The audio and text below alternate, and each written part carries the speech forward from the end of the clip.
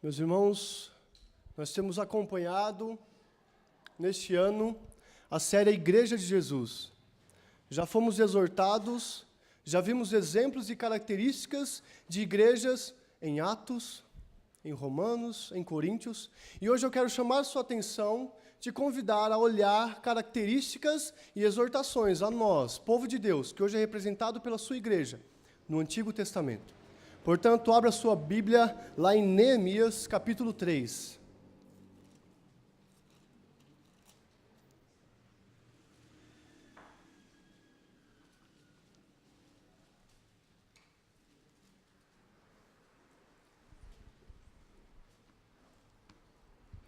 Neemias, capítulo 3.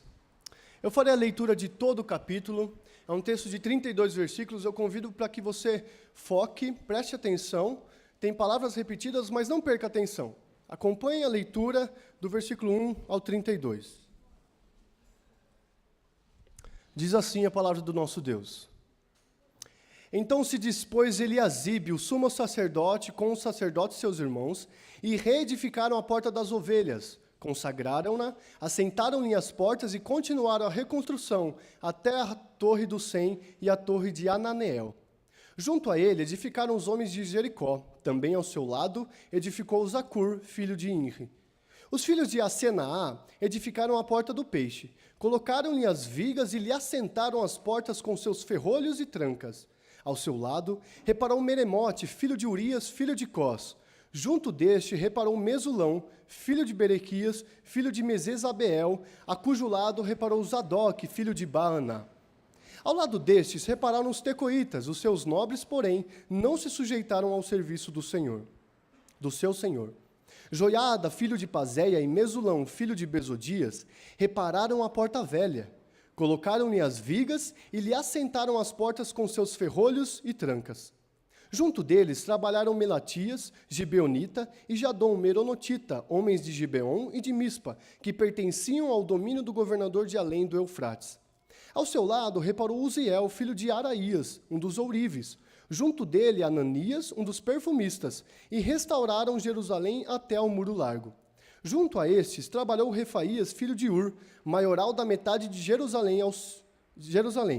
Ao seu lado reparou Gedaías, filho de Arumaf, defronte de sua casa, e ao seu lado reparou Atus, filho de Asabneias.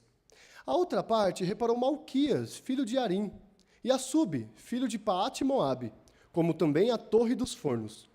Ao lado dele reparou Salum, filho de Alões, maioral da outra metade, na outra meia parte de Jerusalém, ele e suas filhas. A porta do vale reparou a Anum e os moradores de Zanoa. Edificaram-na e lhe assentaram as portas com seus ferrolhos e trancas, e ainda 1000 côvados da muralha até a porta do monturo. A porta do monturo reparou a Malquias, filho de Recabe, maioral do distrito de Bet-Raquerem. Ele a edificou e lhe assentou as portas com seus ferrolhos e trancas. A porta da fonte reparou a Salum, filho de Colosé, maioral do distrito de Mispa. Ele a edificou e a cobriu, e lhe assentou as portas com seus ferrolhos e trancas, e ainda o muro do açude de Acelá, junto ao jardim do rei, até aos degraus que descem da cidade de Davi. Depois dele, reparou Neemias, filho de Asbuque, maioral da metade do distrito de Bet-Zur, até defronte dos sepulcros de Davi, até ao açude artificial e até a casa dos heróis. Depois dele, repararam os levitas Reum, filho de Bani, e ao seu lado Asabias, maioral da metade do distrito de Keila. Depois dele, repararam seus irmãos Bavai, filho de Enadad, maioral da metade do distrito de Keila. Ao seu lado, reparou Ezer, filho de Jesua, maioral de Mispa, outra parte defronte da subida para a casa das armas, no ângulo do muro. Depois dele, reparou com grande ardor Baruque, filho de Zabai, outra porção desde o ângulo do muro até a porta da casa de Eliasibe, o sumo sacerdote.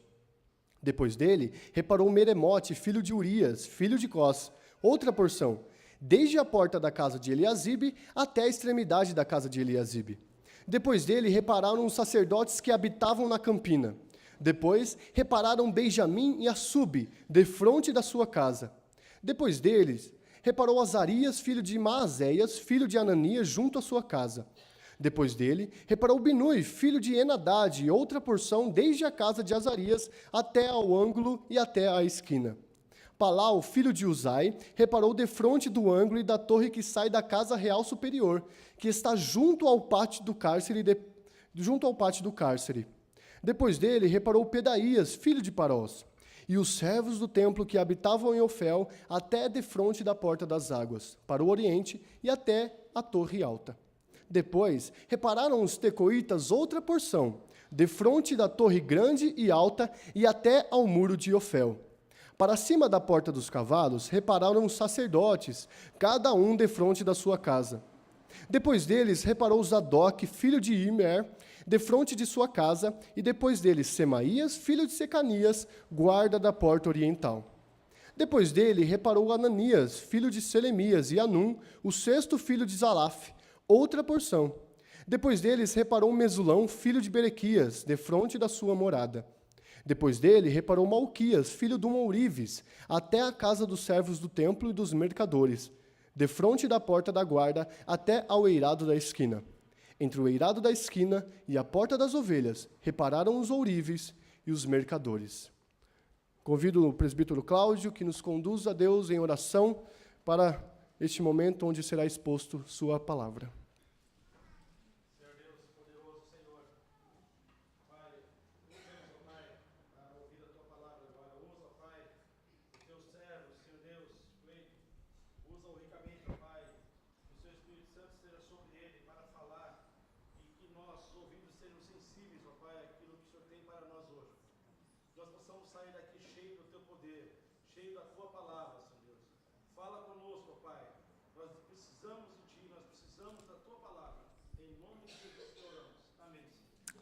Amém. Meus irmãos, hoje na prática, nós não conseguimos perceber o limite entre municípios. Podemos ter uma noção se pegarmos um mapa e vermos as fronteiras, ou se em uma viagem nos depararmos com a placa que diz, que nos informa, limite de município. Mas nós não sabemos, ao andar de ônibus, carro ou mesmo a pé, aonde começa e aonde termina uma cidade. Acontece que antigamente era diferente. As cidades, pelo contexto cultural e político da época, tinham muros. Estes muros é que davam a eles segurança, estabilidade, proteção. Portanto, uma cidade sem muros, meus irmãos, era uma cidade desprotegida. E essa era a situação de Jerusalém. Jerusalém estava sem muros. Jerusalém foi instituída a capital de Israel no reinado de Davi. E naquela época ela foi colocada como centro religioso e político de Israel. Mas pela transgressão do povo, na época de Neemias, Jerusalém estava longe de ser vista como uma capital. Em nada parecia uma capital. E Neemias sabia disso. Como nós vimos na liturgia, Neemias sabia que pela transgressão do povo, pela transgressão à lei mosaica, Deus havia espalhado aquele povo entre as nações. E Neemias, portanto, sabia o motivo daquela crise nacional em Jerusalém. O castigo foi mandado pelo próprio Deus, através do exílio babilônico, onde nós podemos ver em Jeremias que ele prediz que Nabucodonosor iria assolar Jerusalém. O Império Babilônico iria devastar Jerusalém, destruir Jerusalém. E isto acontecera. Era o castigo do Senhor. Mas Neemias sabia também que a misericórdia viria do Senhor, como foi lido também na liturgia. Ele sabia que se o povo se convertesse, Deus os ajuntaria para Jerusalém, para a cidade que ele escolheu fazer ali habitar seu nome. Portanto, podemos ver no capítulo 45 de Isaías que Deus levanta o imperador Ciro e acaba com o Império Babilônico, e neste governo é permitido aos judeus que eles saiam da Babilônia e voltem para Jerusalém, voltem para a sua cidade querida, voltem para a cidade que Deus escolheu fazer ali habitar seu nome. Neemias conhecia o motivo do castigo e conhecia de quem viria a misericórdia. Ele conhecia a aliança de Deus. Ele sabia que em Jerusalém, na cidade de Davi, pela aliança que Deus fez com Davi, mesmo que a iniquidade e o pecado do povo prevalecessem, Deus o julgaria e puniria temporariamente, mas não neutralizaria sua promessa e nem retiraria indefinidamente sua misericórdia. E Deus não mostra sua misericórdia apenas permitindo que o povo volte a Jerusalém. Nós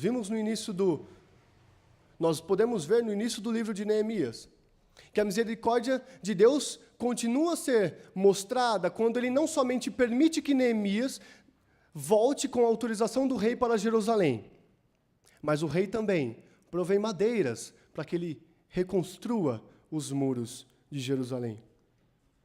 Após animar o povo, contando-lhes todas essas coisas, Neemias e o povo deram início à reconstrução do muro, que é o texto no qual nós lemos, Neemias capítulo 3. Meus irmãos, nesta noite eu quero chamar a sua atenção para o seguinte tema. Na crise, em tempos de crise, na igreja deve haver cooperação mútua e o trabalho de todos. Preste atenção, meus irmãos. Em tempos de crise, na igreja deve haver cooperação mútua e o trabalho de todos. É nítido para nós a organização que aquelas pessoas tiveram no início da reedificação dos muros. Cada pessoa teve uma parte para reconstruir.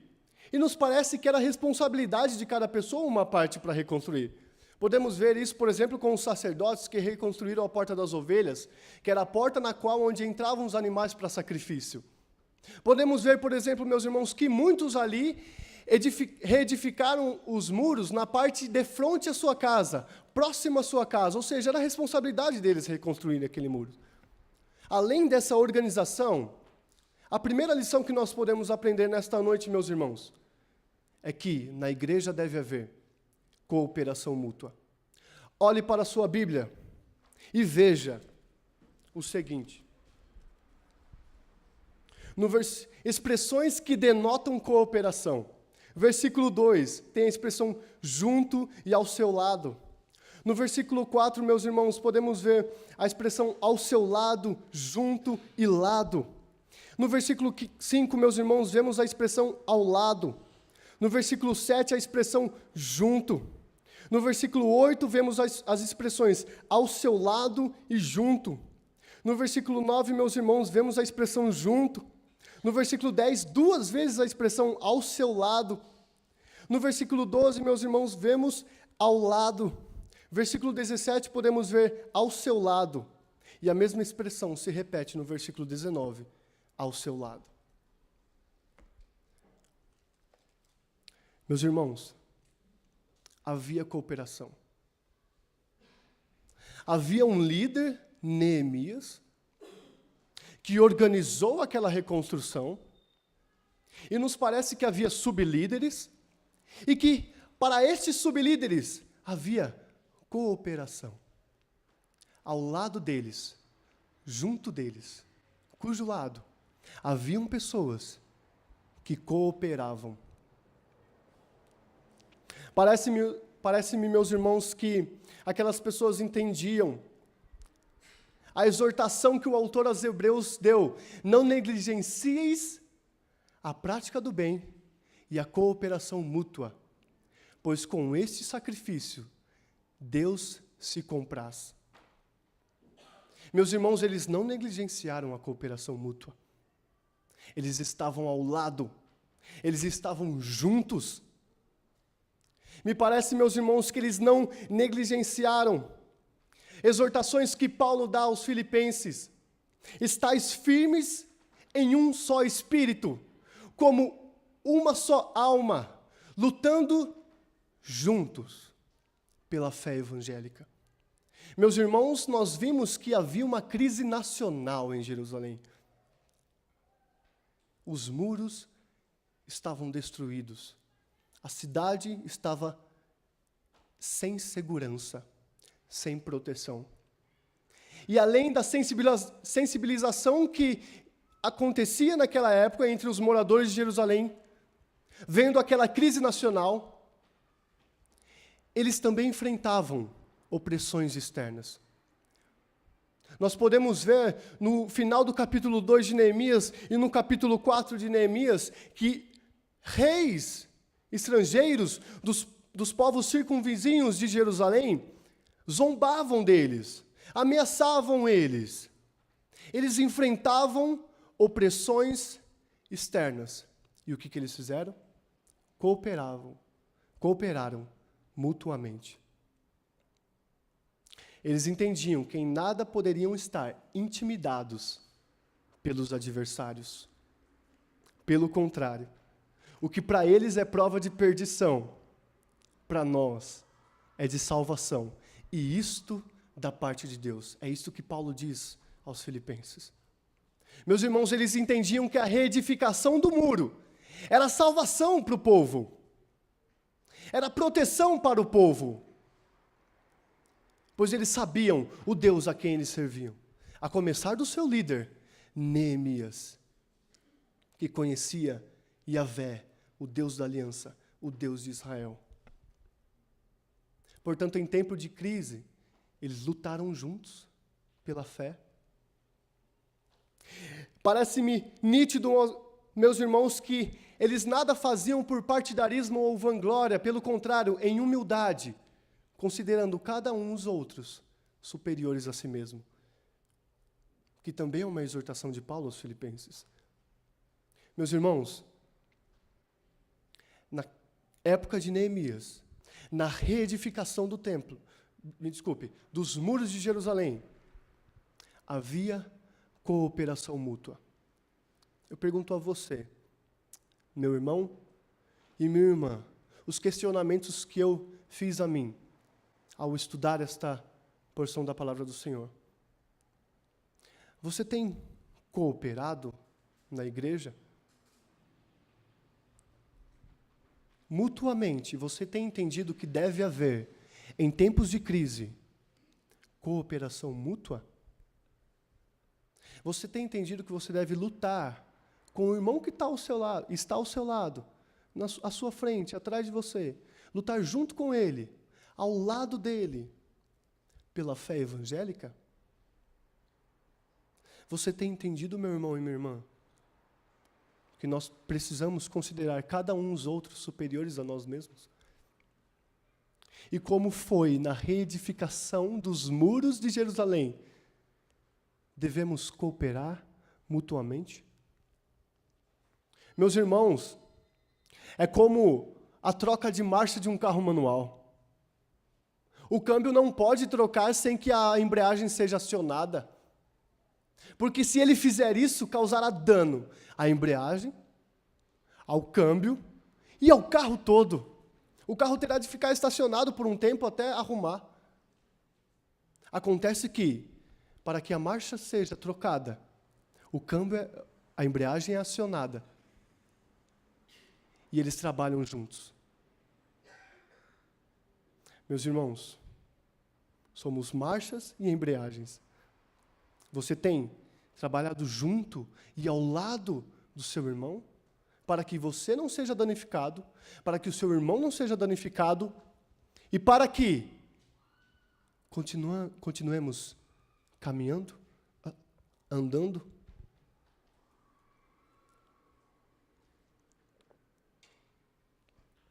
Deve haver cooperação mútua. Mas não só isso, meus irmãos. Em tempos de crise, na igreja deve haver cooperação mútua e o trabalho de todos. Olhe para a sua Bíblia e veja em Neemias 3 o tipo de pessoas que trabalharam na reedificação dos muros. Nós podemos ver, meus irmãos, líderes religiosos, por exemplo, no versículo 1, o sumo sacerdote, no versículo 17, os levitas, no versículo 26, os servos do templo, No versículo 28, mais uma vez os sacerdotes. Podemos ver, meus irmãos, maiorais trabalhando no templo, nos muros de Jerusalém. Podemos ver no versículo 9, maioral da metade de Jerusalém. Podemos ver, meus irmãos, do versículo 14 ao versículo 19, uma lista de maiorais que trabalharam na reedificação dos muros. Vemos estrangeiros trabalhando. Versículo 5 temos os tecoitas. Versículo 7 temos homens de Gibeon e de Mispa. E no versículo 27 temos tecoitas novamente. Vemos, meus irmãos, diversos profissionais trabalhando na reconstrução dos muros de Jerusalém, onde no versículo 8 podemos ver perfumistas, podemos ver no versículo 32, ourives e mercadores, e vemos também, meus irmãos, mulheres trabalhando. No versículo 12, Salum trabalhou ele e suas filhas. Diversos tipos de pessoas trabalharam na reedificação dos muros de Jerusalém. Ainda que uns se neguem a trabalhar, como vemos no versículo 5, os seus nobres, porém, não se sujeitaram ao serviço do Senhor. Ou outros trabalhem com mais ardor, como podemos ver no versículo 20, reparou com grande ardor Baruque. Todos são convocados ao trabalho. Ainda que uns se neguem a trabalhar e outros trabalhem com mais ardor, todos nós somos chamados a trabalhar. Se já estamos cooperando mutuamente, o trabalho de todos será questão de tempo. E deve haver homens e mulheres, ricos e pobres, pessoas da nossa família, pessoas que não são da nossa família, pessoas que trabalham em diversos lugares, em diversas ocupações. Cada um de nós é chamado para trabalhar. Meus irmãos, me parece que eles entendiam isso, e eles fizeram isso. Eles entendiam, me parece, a exortação de Paulo novamente aos Filipenses, onde ele diz, penseis a mesma coisa, tenhais o mesmo amor, sejais unidos de alma, tendo o mesmo sentimento. Não era porque havia diferenças de raças, financeiramente falando, de sexo, que eles não se ajuntaram no trabalho. Não. Apesar de haver muitas pessoas diferentes, eles estavam com o mesmo sentimento. Vamos reedificar. Erguemos e reedifiquemos os muros de Jerusalém, como podemos ver no final do capítulo 2. Todos trabalharam. Ainda, algo que pode ilustrar muito bem esse trabalho de todos, mesmo sendo muitos, e estes muitos sendo diferentes, o que pode ilustrar muito bem é a passagem que se encontra lá em 1 Coríntios capítulo 12. Abra sua Bíblia, em 1 Coríntios capítulo 12.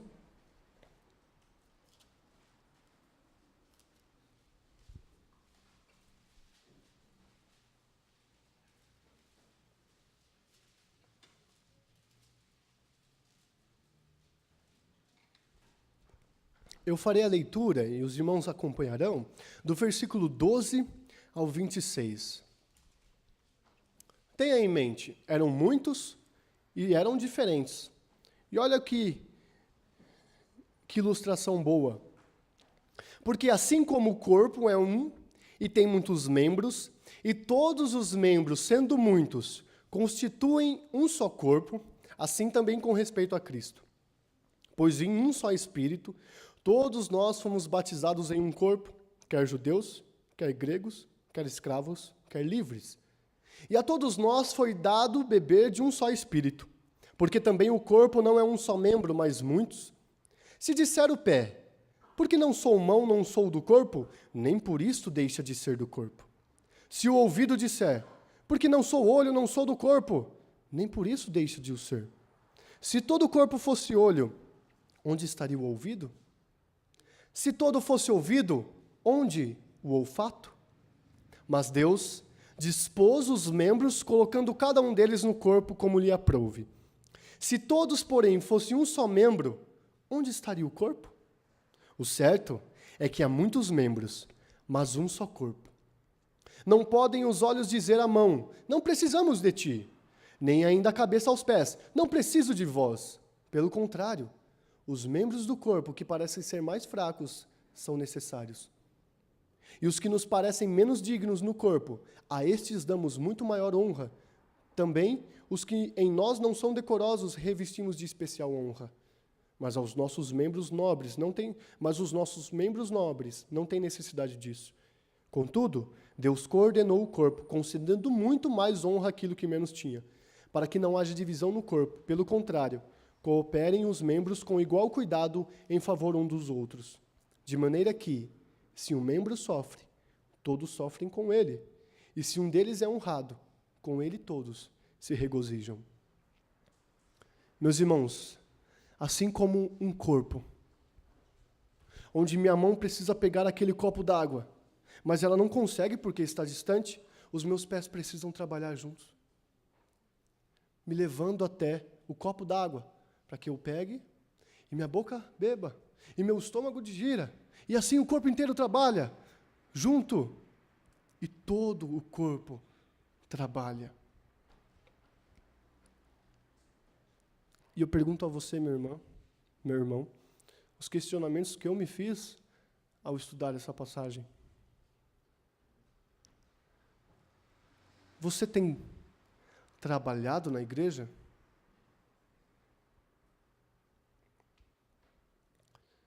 Você tem buscado servir a Deus em alguma área na igreja? Não importa quem você seja, qual a sua ocupação, de onde você vem, você tem trabalhado? Tem se preocupado com o serviço? Ou tem na sua casa reclamado e dado opiniões? Eu acho que aquele tipo de tijolo que eles estão reedificando o muro não é o melhor. Eu acho que o muro deveria ser 1 metro mais alto, porque senão as pessoas vão pular o muro. Ou você tem se disposto a trabalhar nesse metro que falta? Com o tijolo que tem? Meu irmão e minha irmã, precisamos trabalhar na igreja.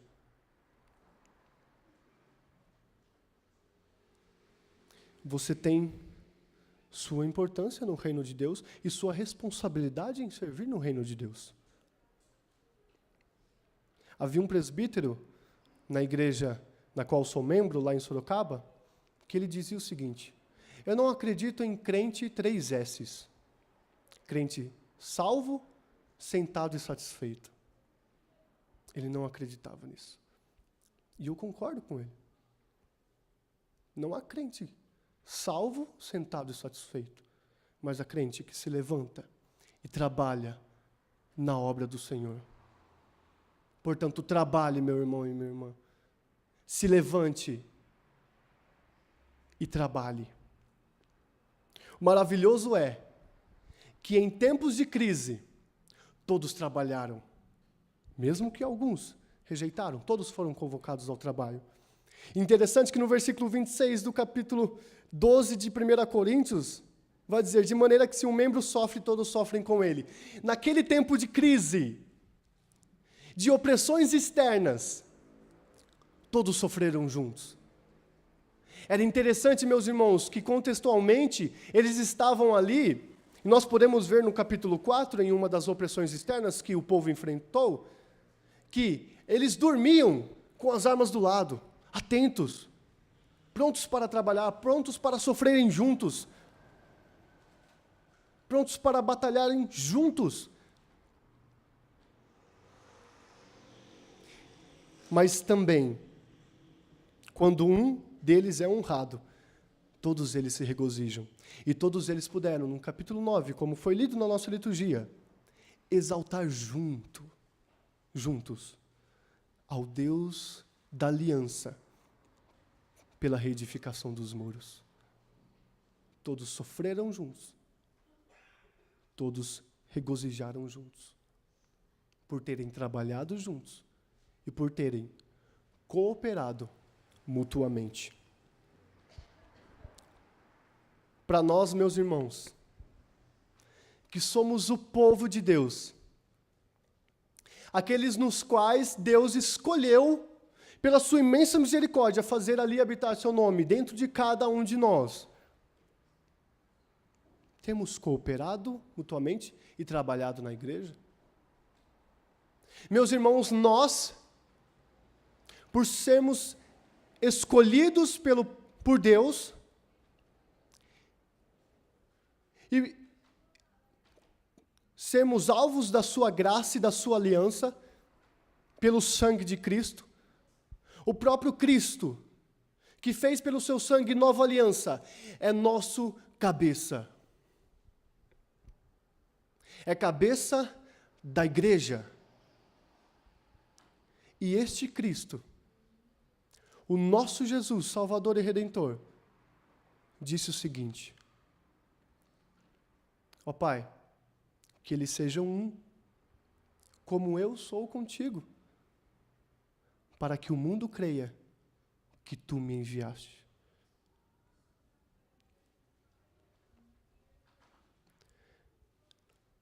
O povo de Israel era o povo que testificava e testemunhava que havia um Deus verdadeiro, único e vivo. Nós, Igreja do Senhor, somos o povo que testificamos o Deus único, verdadeiro e vivo, para que o mundo creia.